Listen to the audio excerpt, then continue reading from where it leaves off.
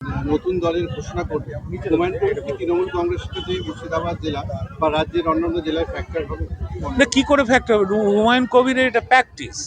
তিনি কংগ্রেস করতেন, তৃণমূলে এলেন, তৃণমূল থেকে বিজেপিতে চলে গেলেন, আবার নির্দল হয়ে গেলেন, আবার তৃণমূলে এলেন। কখন আসা যাওয়া করছে, মানুষের কাছে কোনো বিশ্বাসযোগ্যতা নেই।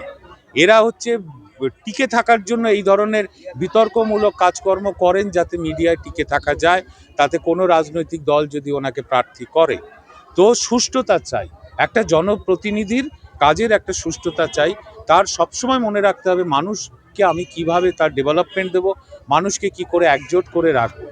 একটা রাজনৈতিক দল কখনো এরম কোনো বাতাবরণ তৈরি করতে পারে না যেটায় সমাজের মধ্যে মানুষের সাথে মানুষের একটা সন্দেহ, একটা বিভেদ তৈরি হওয়ার কাঠামো তৈরি হয়। কেন, মসজিদ তো তৈরি করতেই পারে, মসজিদ তৈরি হয়নি পশ্চিমবঙ্গে, হচ্ছে না, বা মন্দির তৈরি হচ্ছে না, কিন্তু সেটা নিয়ে এই উত্তেজনা কিসের জন্য? সেটা নিয়ে আমার এমন কিছু শব্দ আমি জুড়ে দেব যেটা দিয়ে মানুষের মধ্যে ধর্মের সাথে ধর্মের একটা অশান্তি তৈরি হবে। এরা কখনো সমাজের ভালো করে না।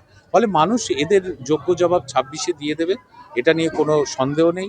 মমতা বন্দ্যোপাধ্যায় এই বাংলার সমস্ত ধর্ম সম্প্রদায়ের মানুষকে একজোট করে রেখেছেন, সবার জন্য ডেভেলপমেন্ট দিচ্ছেন, সবারকে মিলনের মধ্যে রেখেছেন। ফলে তৃণমূল কংগ্রেসের পাশেই থাকবে মানুষ। 26-এর নির্বাচনে রাজ্যে 100-টেরই বেশি আসনে সিট দেবেন বলে